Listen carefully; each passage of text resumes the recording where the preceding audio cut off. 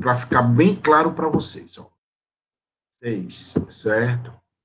Dia 26 vai ser a primeira chamada.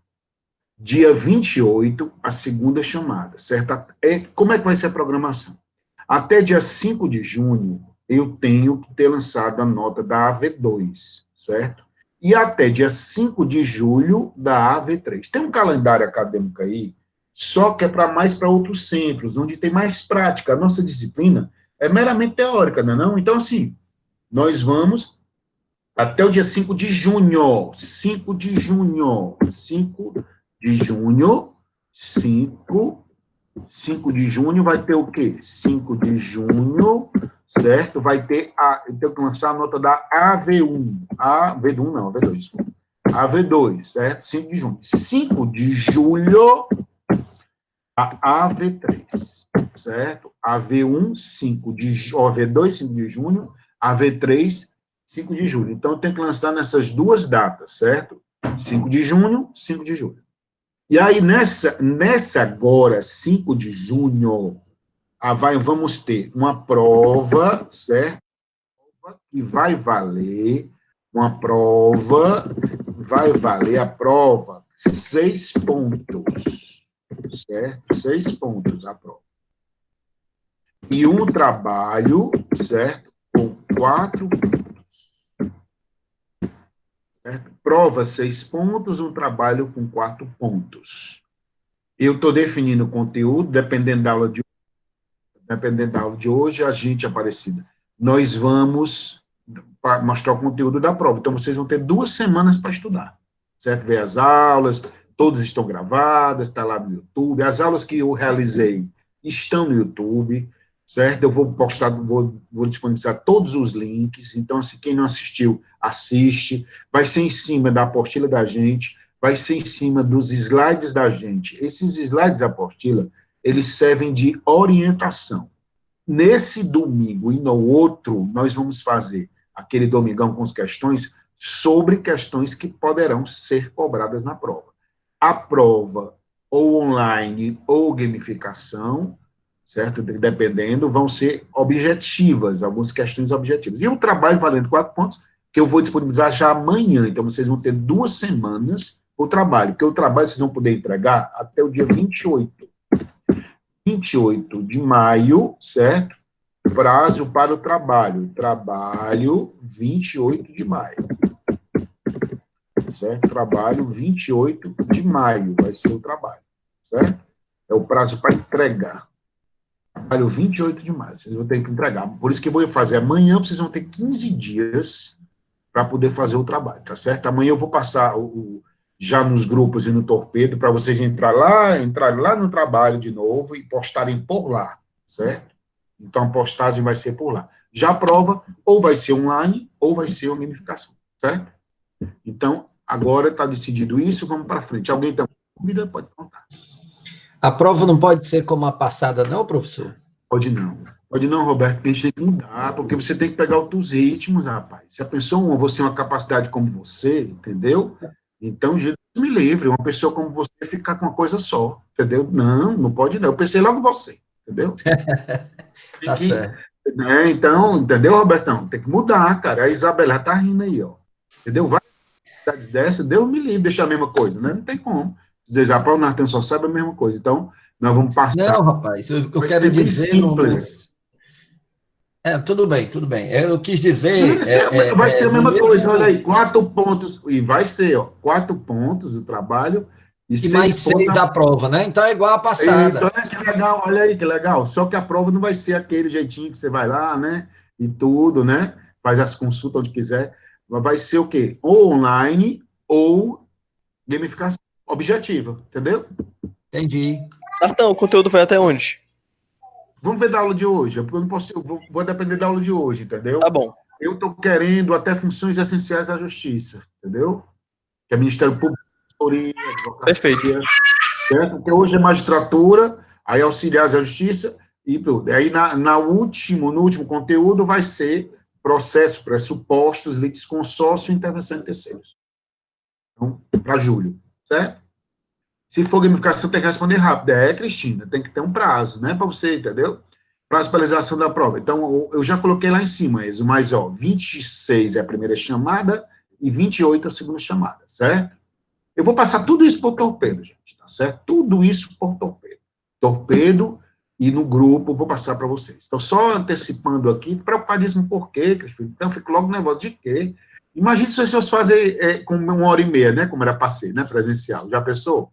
Então, é uma coisa que vocês têm que se preocupar menos, pessoal, com a prova. Vamos junto e pronto, entendeu?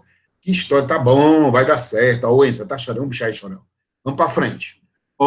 Aula passada, gente, então ficou geral, tá certo? Não consigo pensar rápido. Não, meu Deus do céu, o que é que eu vou fazer com essas meninas? Então, deixa eu só dizer uma coisa para vocês. Na aula passada, a gente começou a falar com vocês, gente, sobre a magistratura, né? Nós falamos o quê? Direito de ação, direito subjetivo de ação, falamos das teorias, falamos da classificação das ações, falamos dos princípios, falamos do direito processual como um todo, e agora, aula passada, nós entramos na magistratura. Porque nós vamos começar a estudar os sujeitos que vão integrar a relação jurídica processual.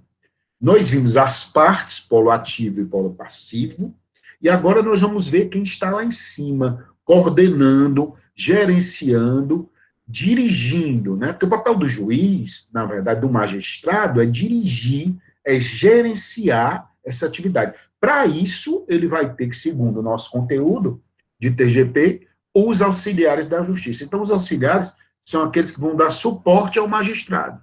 Então, o juiz, ele gerencia, ele dirige, ele coordena os trabalhos. E os auxiliares, eles fazem o quê? Dão suporte, dão apoio, né? Então, a gente viu lá o artigo 139 na aula passada.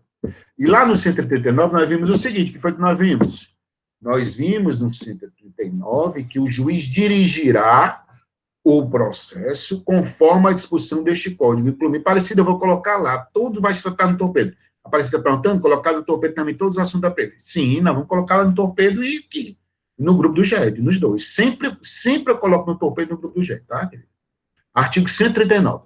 O juiz dirigirá o processo conforme as disposições deste código.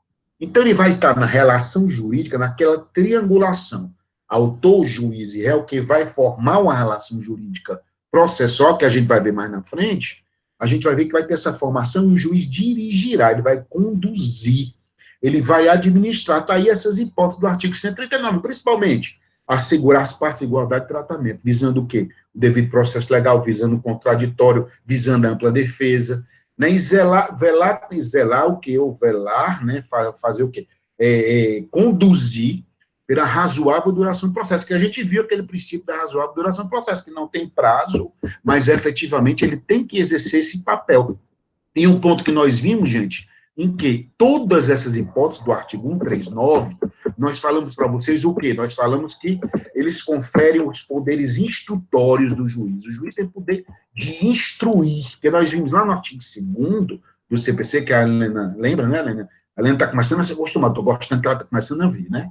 É que a gente, o quê? A gente viu no artigo 2º que o quê? O processo vai começar por iniciativa da parte. E quem é que vai impulsionar? O juiz vai impulsionar, não é não, Helena? Então, ele vai impulsionar, certo? Ele vai impulsionar de qual forma, gente? Movimentar, dirigir, conduzir o processo, certo? Ele vai conduzir o processo. Ele vai direcionar. É tanto que o artigo 139, ele aumentou. Ele alargou, viu, Helena? Ele dilatou a atuação jurisdicional do magistrado, quando ele permite, certo, que o juiz pode dilatar os prazos processuais e alterar a ordem de produção dos meios de prova. Gente, isso aqui é uma inovação. No Código passado não tinha esse inciso 6º aqui, não, entendeu? Porque se deu um poder instrutório maior, deu um poder maior ao juiz. Entendeu? Em busca de quê, gente? O que foi que a gente viu? Da efetividade, da satisfação das partes.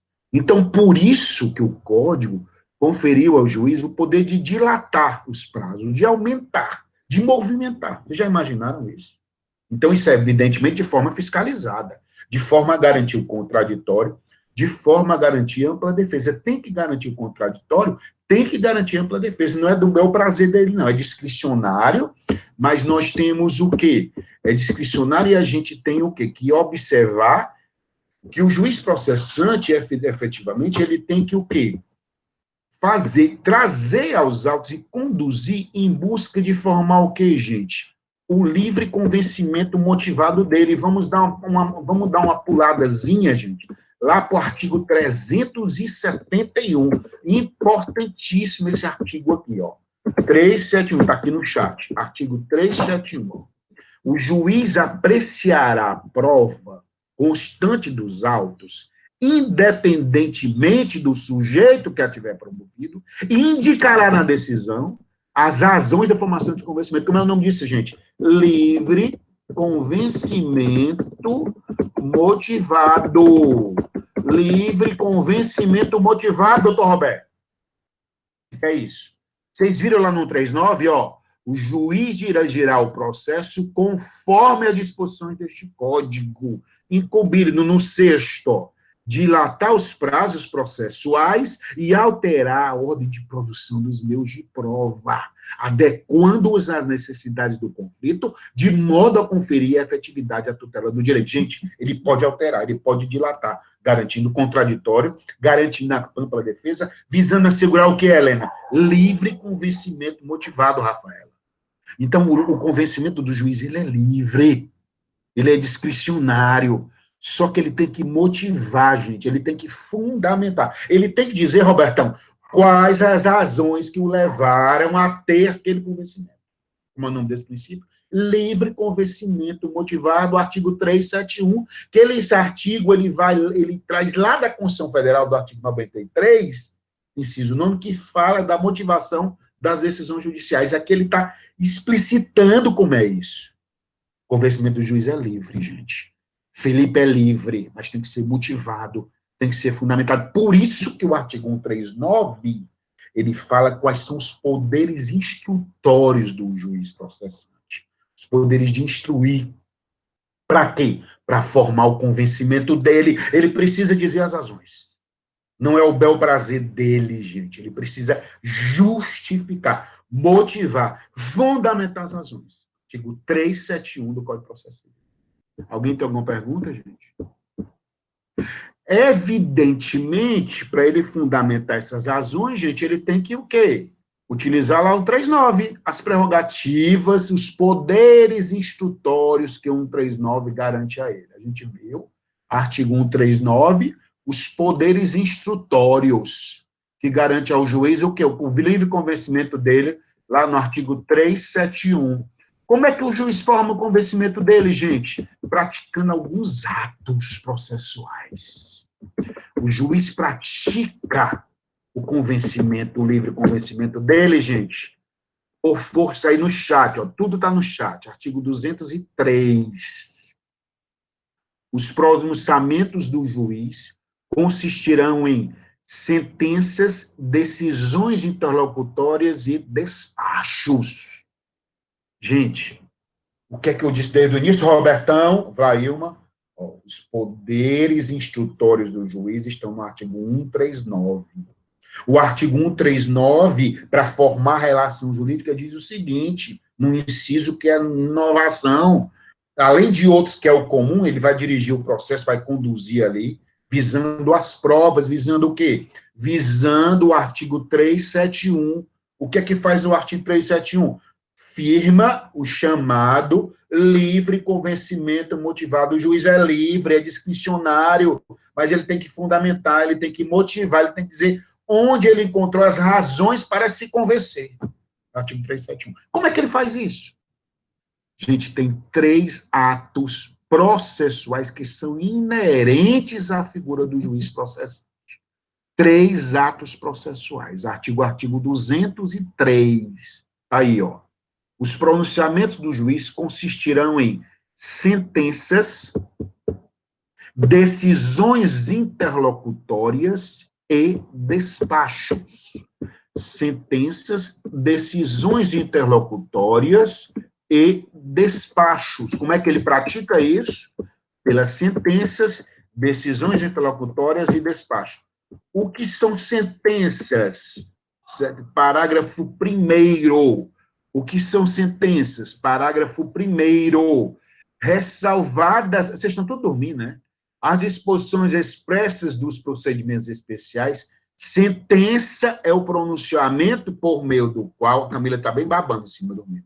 O juiz, com fundamento nos artigos 485 e 487, põe fim à fase cognitiva. O que é cognição, gente? É aquela fase de conhecimento que nasceu da onde? Daquela ação de conhecimento. O que é a ação de conhecimento? É aquela ação que eu vou dar ciência ao juízo processante, né?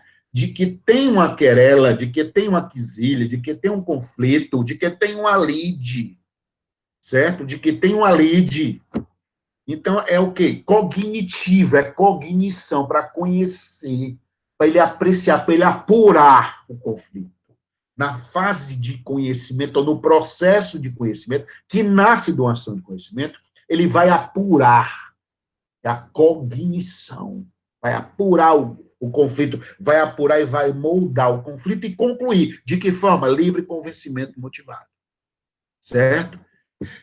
O Paulo Henrique está perguntando, na petição, sim, na ação de conhecimento, porque eu disse para vocês que nós tínhamos 3 ações por natureza, a ação de conhecimento, a provisória, a cautelar e a execução. A ação de conhecimento, nós tínhamos aquela classificação quinária, né, que vai cair na prova, que é a ação condenatória, ação constitutiva, ação declaratória, ação mandamental e a ação executiva lato sensu. Então, quando a parte faz esse pleito e nasce a ação de conhecimento, certo? Ela está provocando o quê? A prestação jurisdicional. O que é que o juiz vai fazer? Ele vai conduzir, ele vai dirigir. Visando o quê? O livre convencimento motivado. Quais são os atos processuais característicos inerentes ao magistrado? Nós temos sentença, que é o ato jurisdicional por natureza, gente. Qual é o objetivo de eu estar com uma ação? De eu instaurar um processo, de eu deflagrar um processo. Qual é o objetivo? Ter uma sentença. A sentença é onde eu vou ter a prestação jurisdicional propriamente dita. É na sentença que eu vou garantir a prestação jurisdicional. Então, a sentença é um ato primorosamente jurisdicional. A parte não pode ter uma sentença. O Ministério Público não pode exarar uma sentença. Certo? O advogado não pode exarar uma sentença. O estagiário não pode, né? Às vezes não pode ser. Mas quem é o quê? É o juiz. O juiz é que é, por natureza, certo? O sujeito processual que vai apurar através de quê? Da cognição. Aí diz o parágrafo 1º do artigo 203. Olha, Paulo Henrique, ó. Ressalvadas as disposições expressas.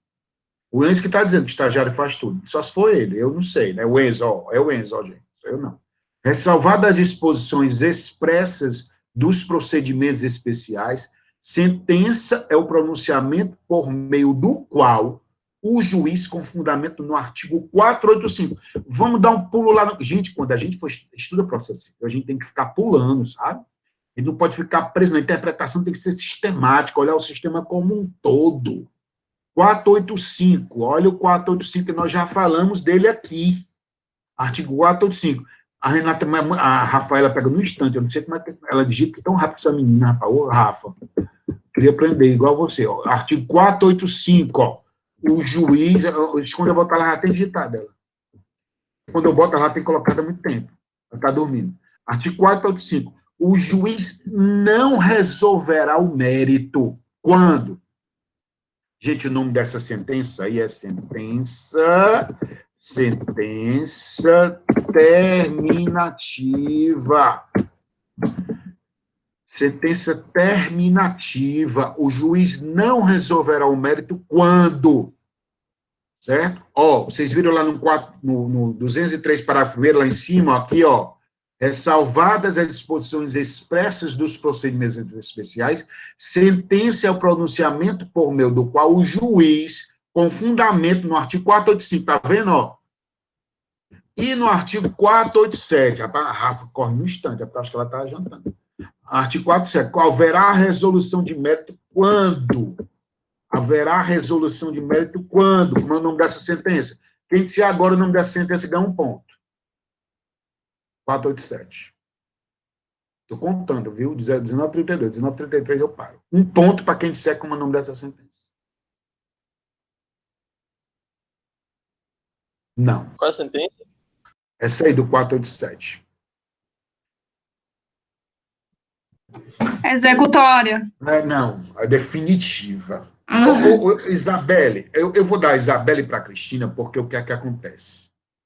Eu vou anotar aqui. Alguns doutrinadores, Isabelle, eles chamam de resolutiva também, que resolve, viu?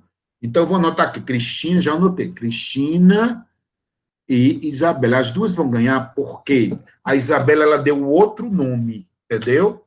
Então, é resolutiva, porque ela resolve o mérito, mas o nome, a doutrina chama mais o que a Cristina falou, definitiva, já anotei aqui. Isabelle e Cristina, um ponto. Hoje vai ter um bocado de ponto, viu? Fiquem atentos. Então, um ponto para Isabelle e um ponto para Cristina na AV2, viu, gente? Da AV2. AV2, já anotei aqui. Cristina e Isabelle, vamos lá. Indo, gente, ó, o 485 é terminativo porque não resolve o mérito, termina o processo, mas não soluciona o conflito. A 487, as hipóteses que estão lá, ela termina também, mas define, mas resolve, soluciona. Então, as hipóteses que estão no 485 são de sentença, mas só que é uma sentença que só termina, mas não define o conteúdo, não resolve o conflito. Entendeu? Por exemplo, faltou as condições da ação, é o caso, né, que a gente diz, do inciso 6. Entendeu? Por exemplo, a petição inicial ela é vazia, inepta, indeferida, então, isso é um aspecto formal. Já nas hipóteses do 487 é quando define a sentença. O processo termina, mas não define. Então, como é que a gente pode entender que seja sentença? Sentença, desculpa, é o ato processual do juiz, é o ato jurisdicional que termina o processo. Então, qualquer ato jurisdicional que termina um processo, ele é o que é sentença. Quando ele só termina, mas não define, a sentença é terminativa. Artigo 485. Quando termina e define, resolve o conteúdo, resolve a controvérsia, a sentença é definitiva. Então, sentença terminativa, 487, termina, mas não resolve. 487, termina e resolve. Como é o nome? Sentença definitiva. Tá bom? Então, a sentença é o ato jurisdicional que termina o processo, que conclui o processo. Tá bom? Então, a sentença. Aí nós vamos para o próximo, tá? O próximo que nós temos são decisões interlocutórias, certo? Se a gente for lá para o artigo 203, parágrafo 2º, artigo 203, eu só buscando aqui o 203 para poder colocar no chat, né? Artigo 203, quem pegar primeiro pode colocar, não tem problema não. Artigo 203, parágrafo 2º, estou puxando aqui, não estou achando. 203, parágrafo 2º. Certo? 203, parágrafo 2º, que diz assim, 203, cadê? Espera aí, deixa eu ver se o Rafael colocou lá. Artigo 203, ó, da decisão interlocutória. Vê. De novo, hein, Camila? Eu estou dizendo, rapaz, não tem jeito não. Ó, ela, no instante ela coloca. Graças a Deus, viu? Obrigado.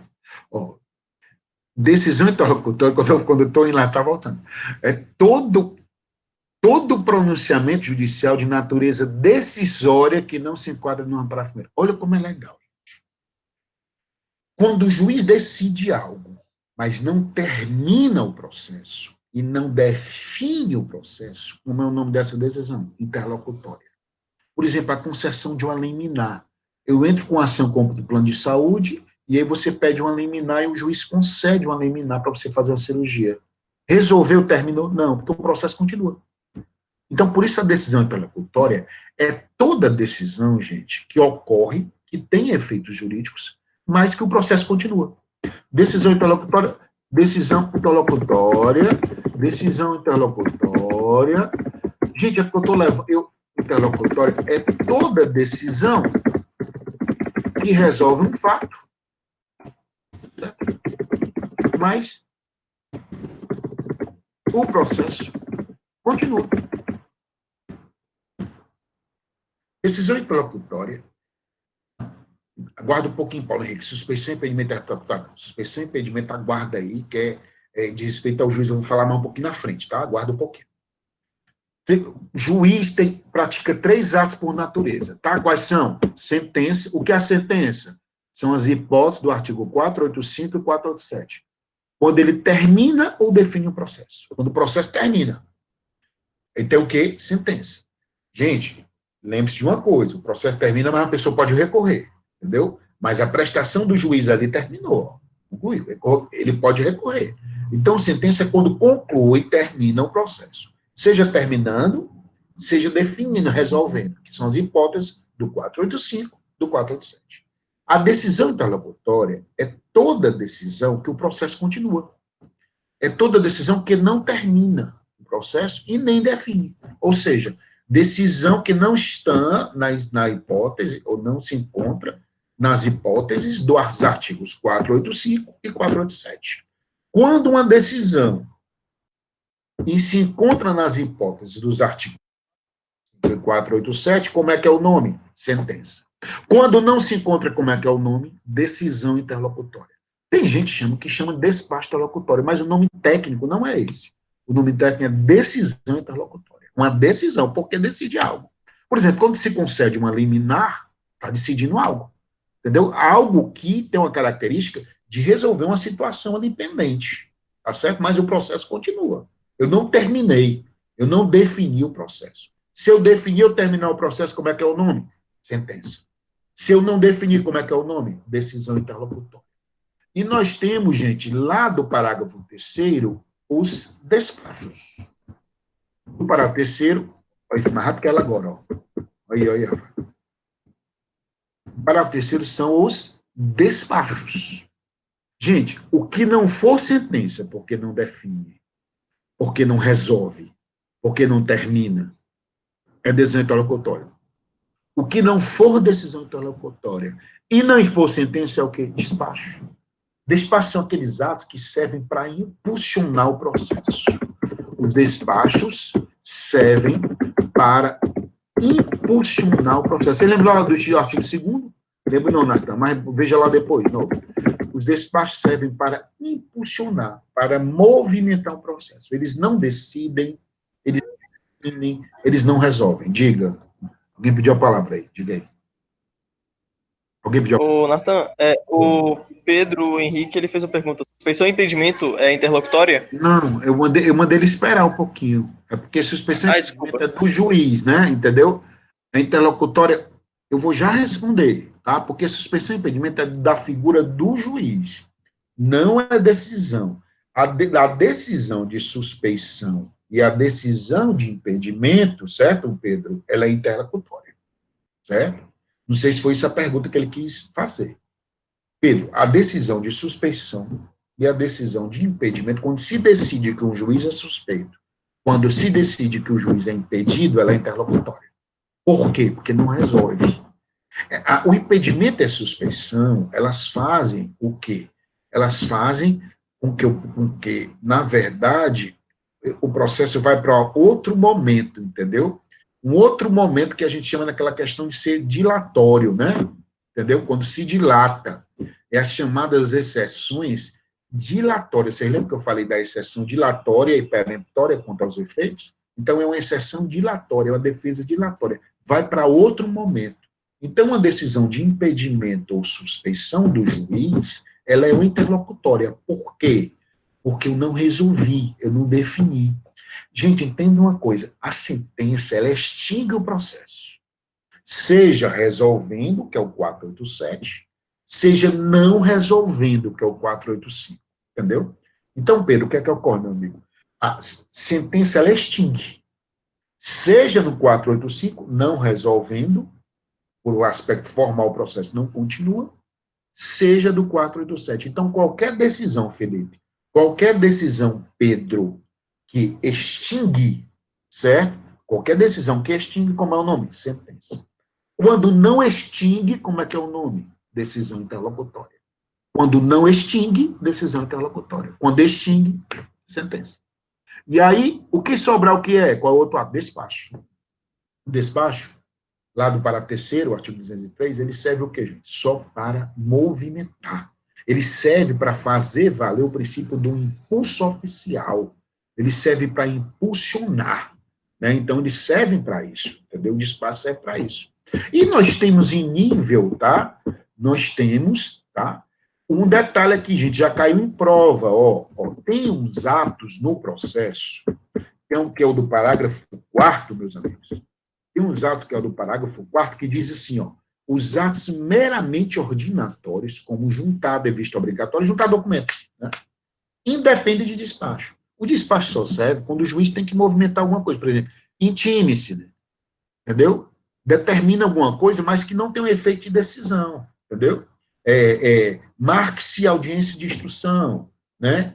Junte-se provas, né? Entendeu? Então, assim, quando ele determina algum ato nesse sentido, que não tem um efeito decisório, tá? Tem um efeito de impulsionar. Quando tem um efeito de impulsionar, o nome é despacho. No entanto, o parágrafo 4º fez uma ressalva.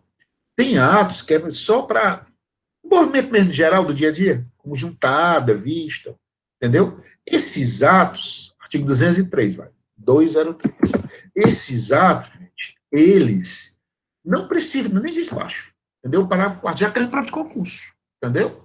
Isso aí é besteira, mas cai, entendeu? Porque às vezes é tão besta que a gente nem lembra. Então, o parágrafo 4º do artigo 203, gente, eles falam desses atos que é só para impulsionar ali do dia a dia. Os atos do cotidiano, entendeu? Do processo. Esse ato cotidiano não precisa nem de despacho. Despacho quando precisa para impulsionar. O juiz tem que se manifestar para impulsionar.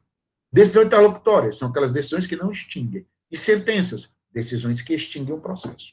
485, sem resolução, que é a sentença terminativa, e 487, com resolução, que é a sentença definitiva. Alguém tem alguma pergunta, gente, sobre isso? São as hipóteses do artigo, pode parar aí, à vontade. Natan, só uma duvidazinha. Jonathan, boa noite. Boa noite. Professor, no livro pode de... chamar Natan mesmo, professor é você. No livro de processo civil, onde que eu encontro esse assunto? Em que capítulo especificamente? Ao capítulo da magistratura. Jonathan, foi até excelente pergunta, só para um detalhe, tá, amigo? O que é importante, gente? Importante. É tanto que eu não me prendo muito assim, entendeu? A um livro específico.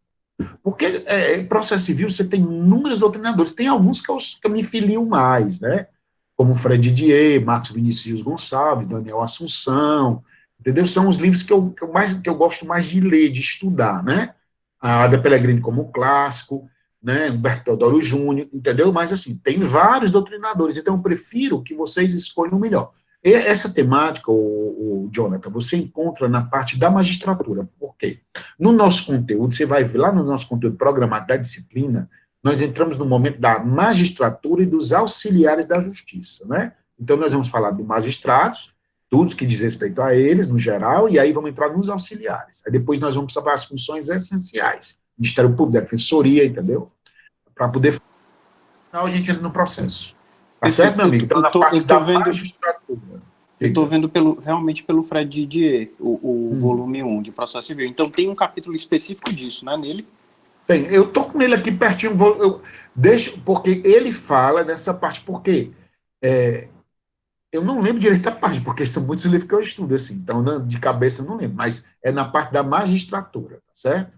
O dos sujeitos processuais, que alguns doutrinadores chamam de sujeitos processuais, outros chamam de magistraturas auxiliares, tá certo?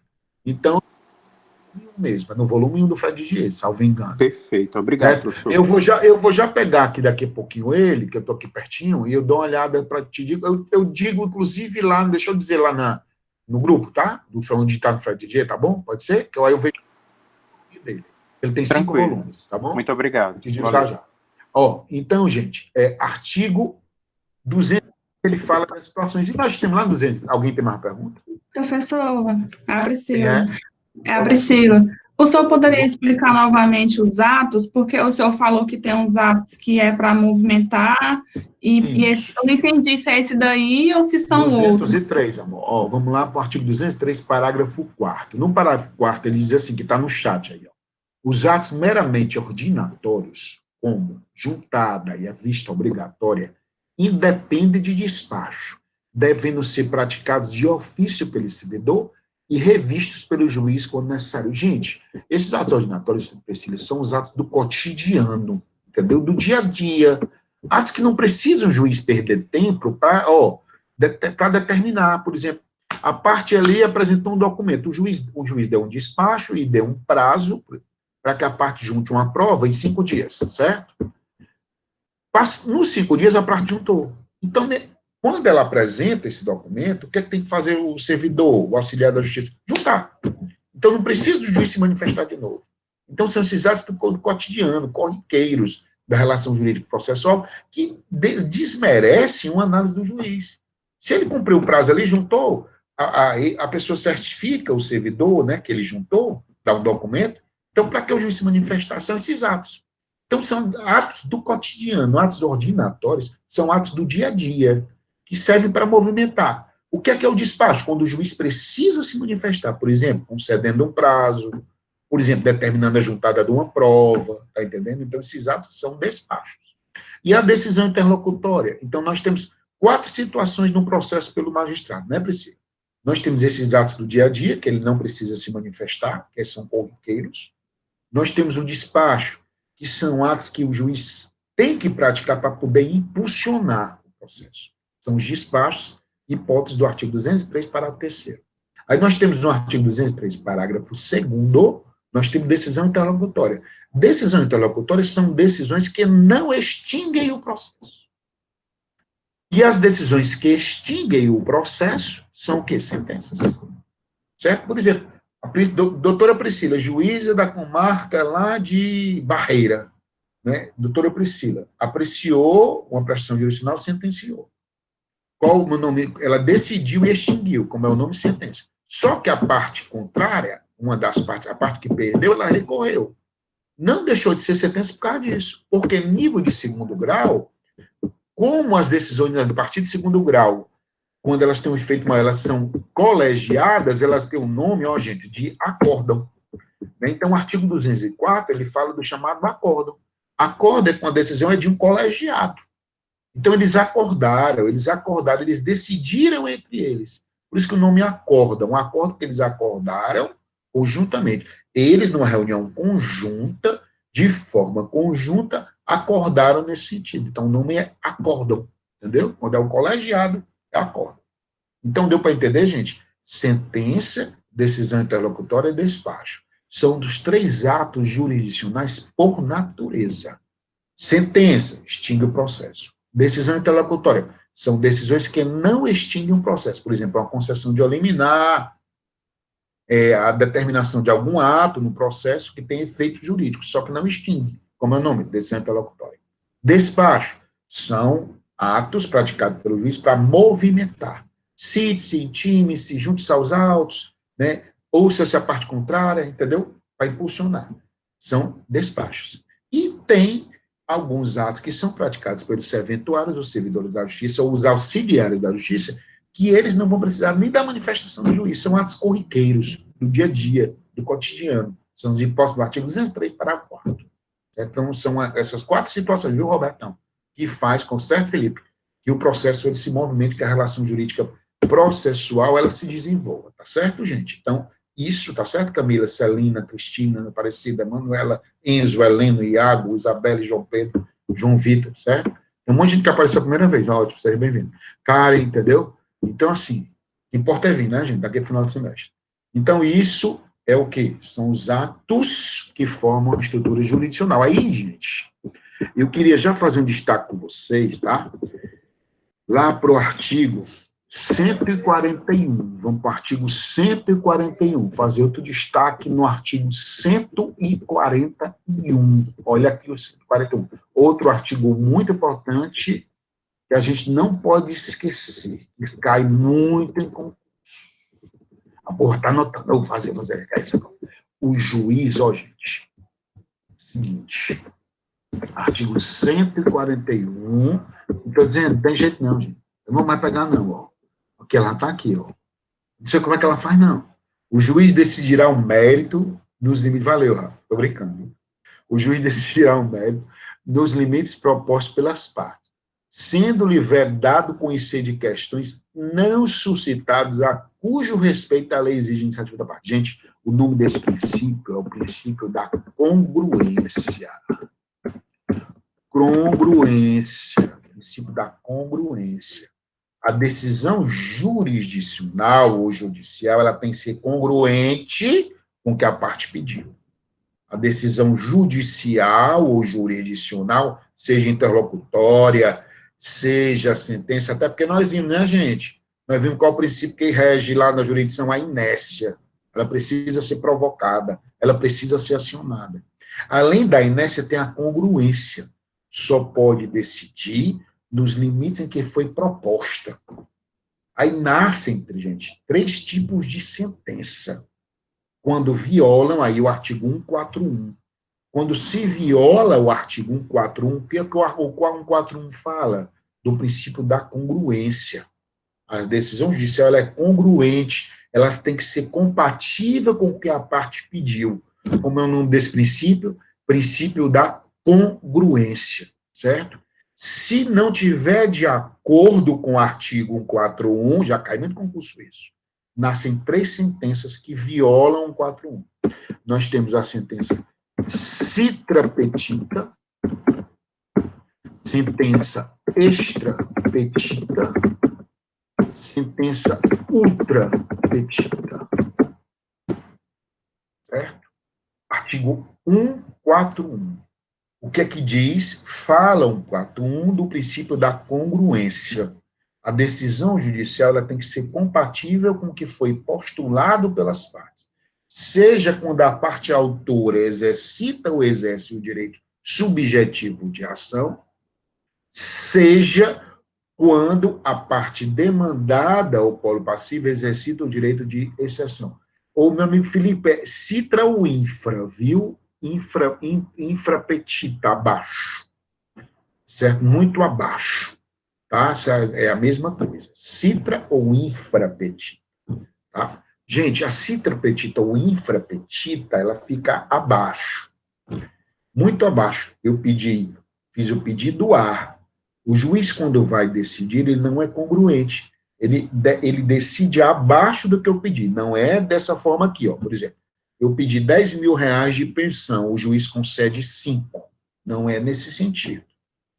É quando, por exemplo, você pede a pensão, você requer a pensão, e aí simplesmente o juiz desconsidera esse pedido da pensão. Ele nem avalia valores, não é em valores, em relação ao pedido. Ele é citra, ele é abaixo, ou aquém, né?